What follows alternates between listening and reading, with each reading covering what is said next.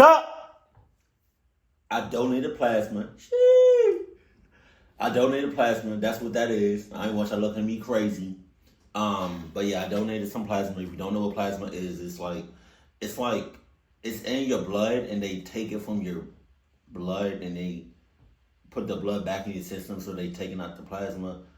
Your body naturally produces plasma, and some people don't have it, or it's low on it and stuff like that. So I'm just for a good cause. So I ain't want y'all, be like, Gator, what's going on? You good? I'm good. I'm all right. So yeah.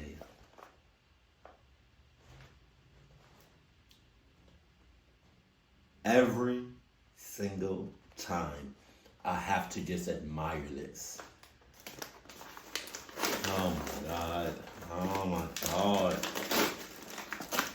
Come on with it. Come on with it. Come on. God damn it. Let's go. Wait, hold on. I gotta open it some more so I'm not making too much noise.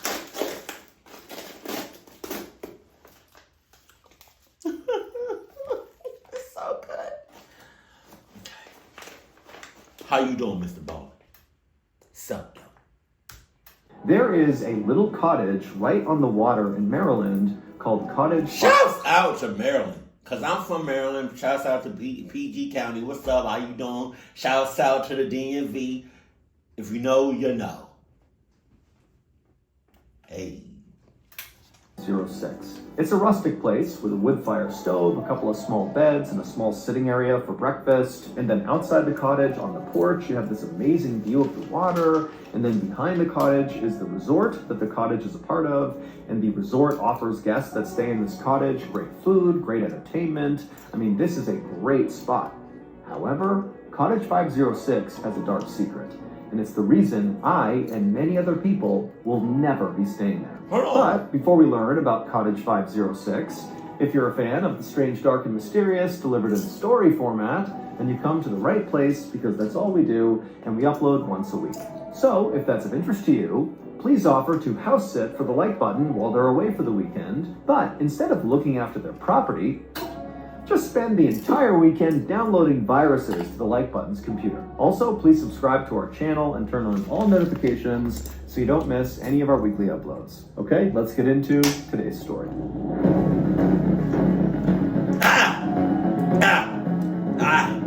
Dice roll. Dice roll.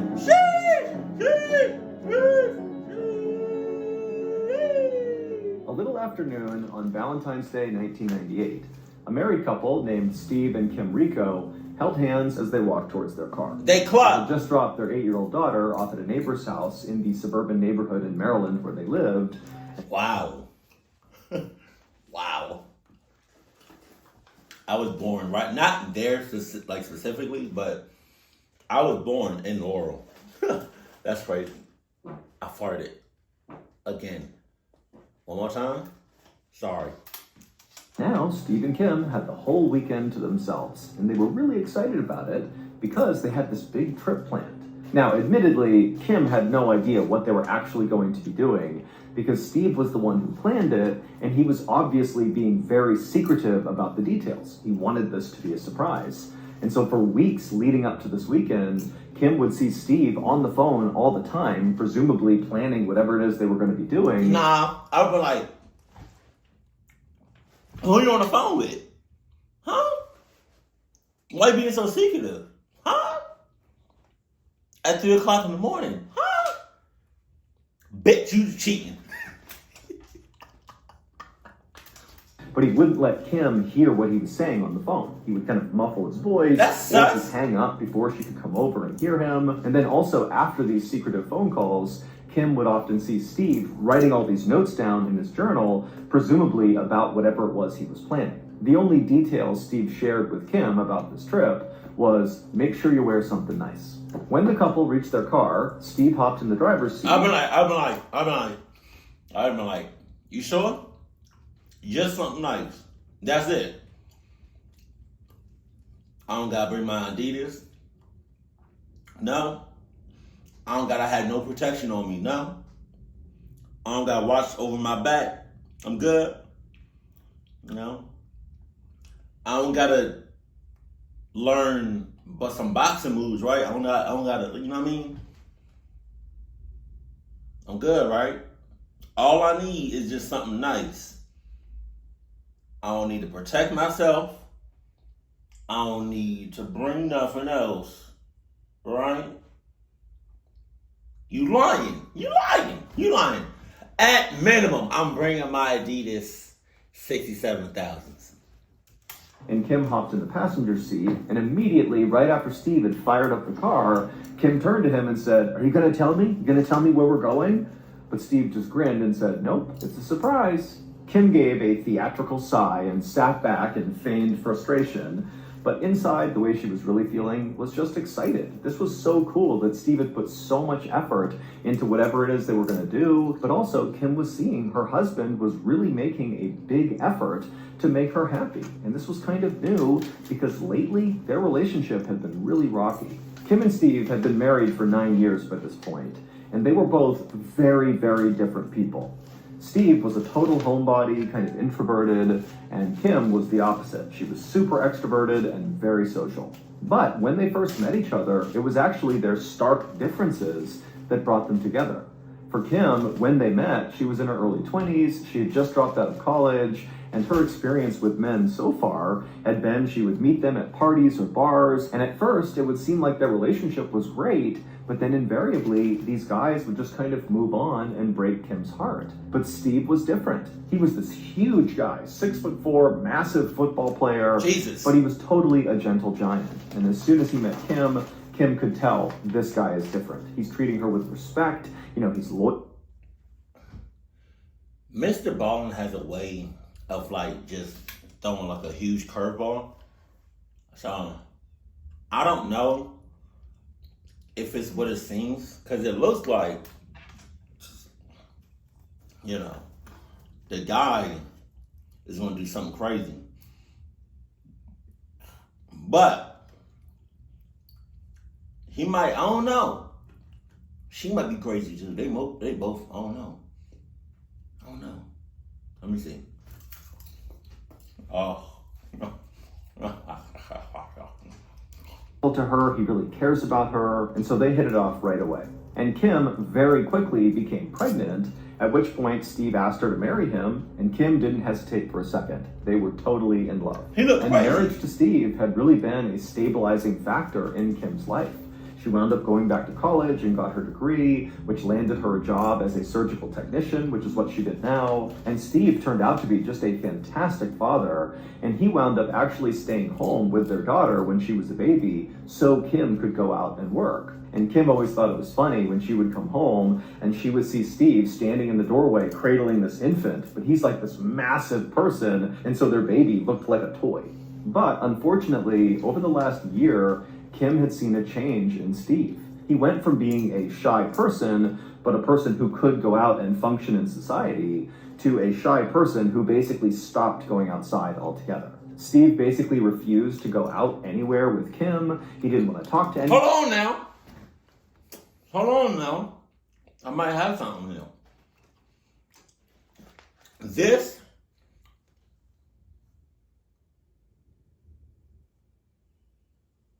Oh, I farted.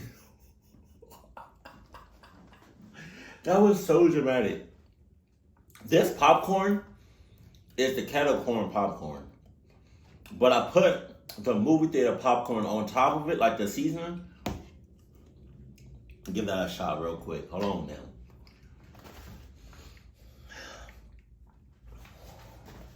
I don't like him. It's something off about him. I don't like him at all. I don't know. Hold on now. He didn't want to spend time with their friends or family. He just wanted to stay home and watch TV or hang out in the basement. I mean, it was pretty obvious he was depressed, but his introvertedness was becoming kind of stifling for Kim. And so Kim approached Steve and said, "You really need to go to therapy to get better here. I'll go with you. We can do couples therapy." But Steve refused. And so finally, right around this past New Year, Kim decided she had just had enough. She was totally unhappy. She did not feel like Steve was going to change. And so Kim told Steve that she wanted to get divorced.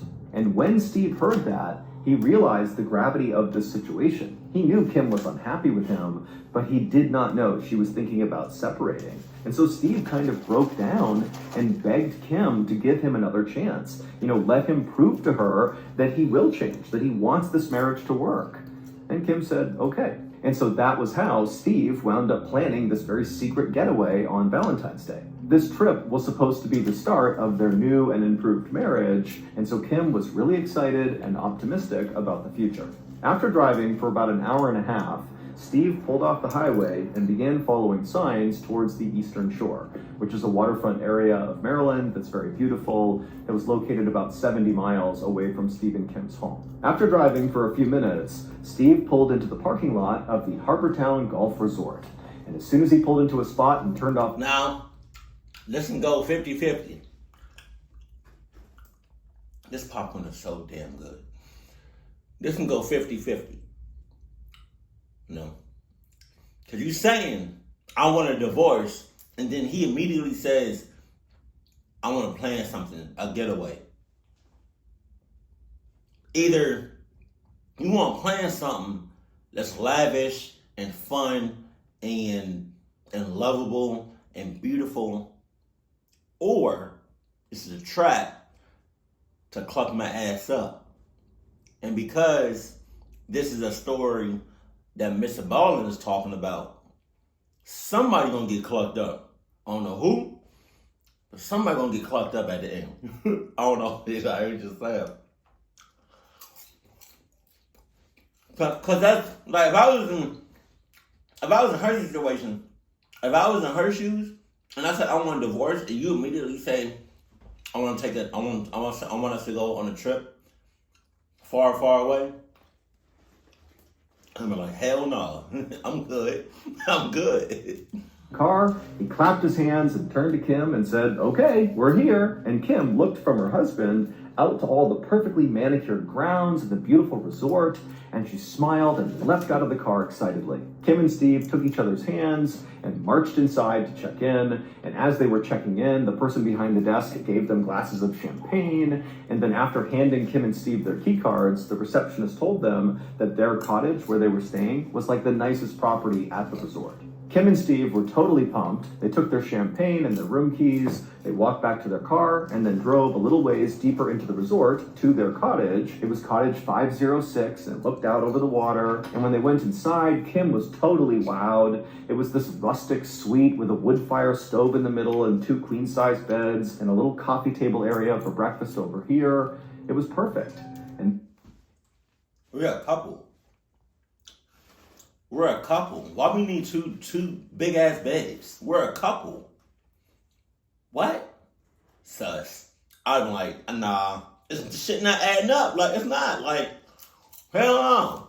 And when Kim actually walked into this cottage, she noticed there was a card sitting on a table, and it looked like a wedding invitation. Kim was confused and looked over at Steve, and Steve just smiled and said, go, check it out. And so Kim walked over and she grabbed the note, and she began reading it, and as she did, she began to smile. The card really was a wedding invitation, albeit it was for a fake wedding, because it would turn out this was not just a random overnight that Steve had planned for both of them. Instead, he had purchased a romantic getaway package, which included this amazing cottage, but also a professional dinner theater performance that would be held on the resort grounds. Kim read the description of the dinner theater show on this invitation. It was a murder mystery called The Bride Who Cried.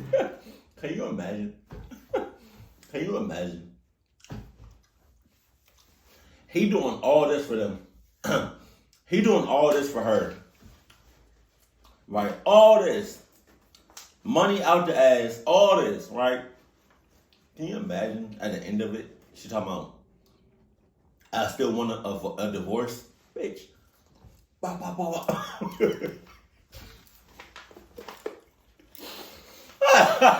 That's not funny, but like, oh my God. Where the actors in the show would put on a whole fake wedding, and then at the end of the wedding, somebody would get killed, and the audience would need to figure out who did it. For an extrovert like Kim, an activity like this was perfect. And so Kim felt totally touched that clearly Steve had heard her, and the first thing he did to kind of win her back was to begin to do the things that Kim really wanted to do, which was really going out and having fun. And so after Kim finished reading the card, she turned and looked over at Steve, and Steve was kind of nervous because he wasn't sure if Kim was going to like it. And Kim, she broke into this huge smile. She walked over to Steve and gave him a big hug. And Steve, he was so happy, and he hugged her real tight right back. Kim and Steve would spend the next couple of hours sitting by their fire inside of their nice cottage, drinking their champagne and talking about the future and just telling stories and having a good time. And then around 7 p.m., Steve and Kim put on their nicest clothes and walked their way over to the area on the resort where this dinner theater was going to happen. It was in an event hall with a bunch of round tables set up for the audience. And so once Steve and Kim and the other audience members all took their seats, the actors and actresses came into the room, and they were all dressed in their wedding clothes. There was a bride and a groom and a wedding party, and the audience was instructed to participate in the wedding as if they were wedding guests. And so the audience all stood up, and they began kind of having this fake social hour of meeting all the wedding guests. And then Steve, Kim, and the audience members all took their seats, and they got ready to watch the drama unfold. And Kim, pretty much immediately, was totally absorbed in this performance. She was so enthusiastic, talking to the actors and talking to the other guests and really pretending like she was part of the wedding. I mean, she was having a blast. The play itself was about a groom who was in the mafia who was forcing his bride to marry him by threatening her family. The climax came when the groom stood up and gave a toast with his champagne. He took a sip and then fell down dead. Kim watched all of this with delight, but she kept looking over at Steve, hoping he too would be smiling and having a good time. But each time she looked at him, he was just kind of stone-faced and looking straight ahead, like he just didn't care or he was totally disinterested. And then a couple of times when Kim leaned over and said, "Hey, honey, who do you think did it? Who do you think the killer is?" Steve basically just completely ignored her. It was like she wasn't there and the play wasn't there. He was just totally zoned out. Eventually, Kim and a few other very enthusiastic audience members figured out the killer in the play was the bride's mother, who poisoned the groom, and then after this discovery was made, the play was over.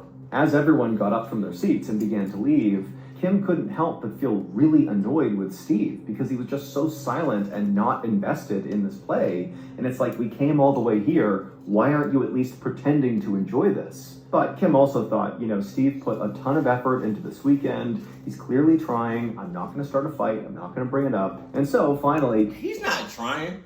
He probably getting some ideas on how to cluck you up, to be honest. But he's not trying. If he was trying, he would have at least did one of these.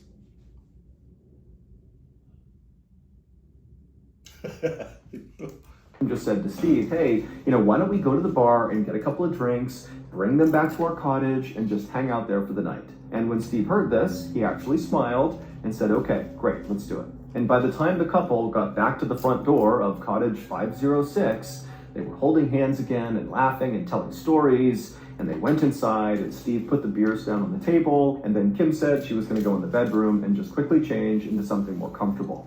And so Kim walked into the bedroom and shut the door, and Steve walked to the front door and turned the lock. Hold on now.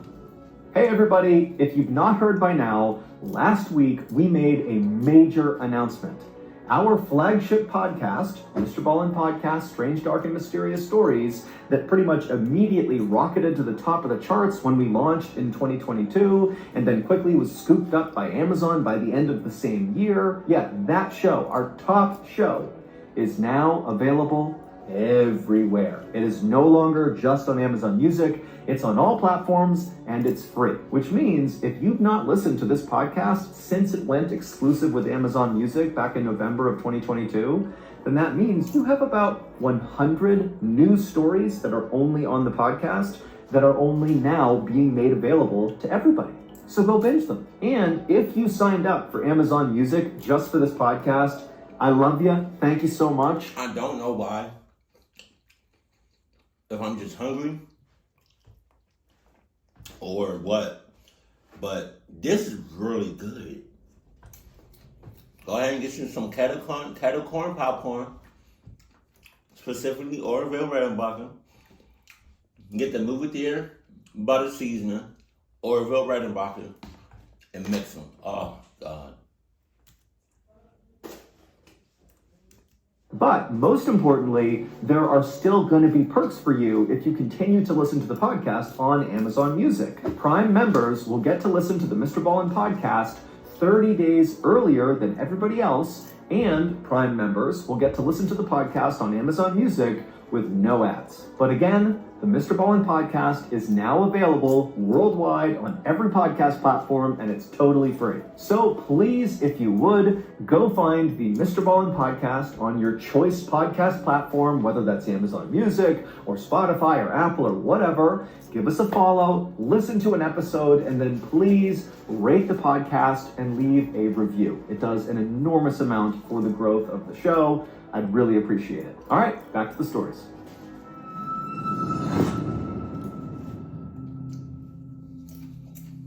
Three hours later, a man named Philip Parker, who was staying at the resort with his family, heard a commotion in the lobby, and he heard people saying there might be a fire at Cottage 506, and there could be somebody still inside. Philip immediately turned to his cousin who was with him, and the two of them bolted outside and just started running towards Cottage 506. And as soon as they got to a place where they could see the cottage from a distance, they could see black, oily smoke pouring out of the windows. When they got up to the burning cottage, Philip ran to the front door, but it was locked. He couldn't get inside. He screamed to see if anybody was in there, but there was no answer. And so Philip and the cousin ran around to the back of the cottage where there was a glass sliding door. And Philip, he tried the handle, but it was locked. At this point, the cousin said he was going to run back to the resort and get a fire extinguisher. And after the cousin ran off, Philip turned back towards the sliding glass door and realized it actually opened on both ends, and he had only checked one side and found that side to be locked, but on the other side, which he was now noticing, it was obviously unlocked because it was open just barely. And so Philip immediately opened it up and all the smoke began coming out, and so Philip dropped down to get a better look because down low the smoke had not fully settled. There was a bit of an air pocket right at the bottom of the floor. And so Philip got down and he looked inside, and for a second he couldn't quite see anything, but then he noticed in the middle of the bedroom, right inside this cottage, he could clearly see somebody's feet. Somebody was on the ground. And so Philip screamed that he was coming in, and then he opened the door the rest of the way, and he began low crawling into the bedroom. And as he did, he was hacking and coughing from all the smoke. And so finally, Philip reached this person, and he grabbed their foot, and he shook them to try to wake them up. But they weren't moving. But the fire was getting bigger and stronger. The smoke was getting thicker. Philip was really starting to panic and was worried that he too would get trapped in here. And so he just grabbed this person's leg and began pulling them. And it was really hard, but he finally got this person back to the door. He couldn't quite get them over that lip of where the sliding door was. But right then, Philip's cousin showed up, and the two of them were able to grab this person and get them out of the cottage. And this was the moment when Philip finally got a look at the person he was just dragging out, and it was immediately clear to him that this person was deceased. Their face was basically gone, completely burned away. In the days and weeks leading up to this weekend, Steve really was taking secret phone calls and writing notes down in his journal because he was planning something very special. But he was not the only one with plans for this weekend. Here's what police say happened after Kim and Steve got back to their cottage following the show, and Kim went into the bedroom to change, and Steve went to the front door and locked it. A couple of minutes later, Kim came out of the bedroom wearing something sexy, and she looked at Steve and smiled and said, "Come on, get in bed. I'll join you in a second." And so Steve's like, "Great, my plan is working. We're gonna reconnect here." He climbed in bed and he laid down. And Kim, she walked over and got something out of her bag. And then she walked back over to the bed and she pulled out a syringe and she stabbed it into Steve before he could do anything. And she injected him with something called succinylcholine. Kim had access to this drug from her job as a surgical tech. Succinylcholine is used to relax people's muscles during surgery. But if you give someone too big a dose, it can stop their breathing. And this drug works pretty much instantly, which means Steve would have seen his wife stab him with that syringe, but then instantly he would have been totally paralyzed, but fully awake and fully alive. And so as he was laying there, he would have seen his wife put the syringe down and then grabbed lighter fluid and then walked over to him and calmly poured the lighter fluid all over Steve's face and chest. And then one of Steve's final images he likely saw before his lungs stopped working and he died was his wife striking a match and lighting him on fire. After lighting Steve on fire, Kim casually walked out the backsliding door. She shut it, leaving it open just a crack, and then she made her way to the resort lobby where she put on this big act about how her cottage was on fire and she thinks her husband was still inside. And Philip overheard Kim say that her husband might be inside the cottage. See what I'm talking about? That huge turn to the left. Mr. Baldwin always throwing us a curveball. I did not see that shit. Now, okay, I mean, maybe I can kind of see it because maybe she was just fed up with him for like a long time. And she didn't know like how to go about it. I mean, she didn't know how to like, get them alone far away. But it's like, it's almost as if she was just so fed up with all of it, with him just in general, that it was like literally nothing he could have done to prevent her from doing what she did. She was just 100% fed up with him. That's what I think. Which is when he and his cousin jumped into action. They ran to the cottage and ultimately found Steve deceased inside of the cottage. Ultimately, Kim never intended to give Steve a second chance in their marriage. She was already having an affair with a much younger man who was in the Marines, and she was just done with Steve. And so as Steve... She was getting that Marine dick. Oh, shit. Probably salty as hell. Steve began telling his friends and family how he was going to make a huge effort to save his marriage, Kim was going around to her friends and literally openly talking about how she wanted to murder her husband. But nobody took her seriously. They thought she was just kind of venting and being kind of dramatic. But as soon as the news broke that Steve had died in this fire and Kim had not, people rushed to the police to tell them, pretty sure Kim had something to do with this. Kim was convicted of her husband's murder, and she was sentenced to life in prison. It would turn out the primary reason why Steve was so secretive before going on this trip was he really wanted it to be this unbelievably special, romantic, kind of like recreation of the couple's first date.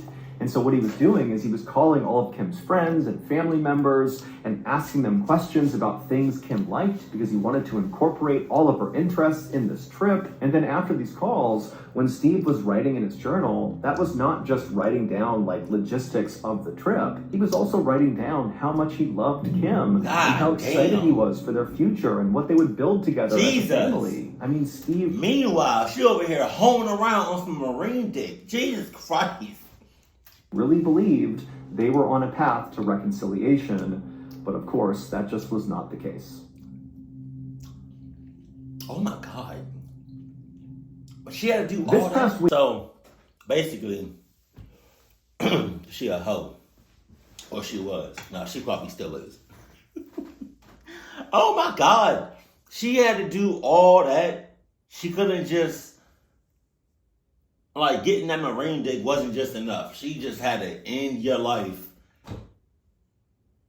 in probably one of the worst ways imaginable. Because you probably felt all that before you died. God damn. So she was the one that was crazy. Holy shit. Y'all, like, I guess cheating just not enough, huh? You just gotta do all that extra shit. And he wasted so much money. God damn. I feel bad for him. I hope, in his afterlife, he living it up. God damn. I'm sorry, but look, some of y'all in relationships right now. Y'all thinking about doing what she doing. Don't do it. Don't do it. You probably cheating right now. But y'all want to end your ex's life. Don't do it. It's already bad enough that you cheating like a mother. It's already bad enough that you cheating like a mother clucker. So just leave it at that. Get a divorce. And that's it. You don't have to do all this extra shit. That's wild. She did the absolute most to keep it cool, keep it classy. And I love you. Stay happy. My family.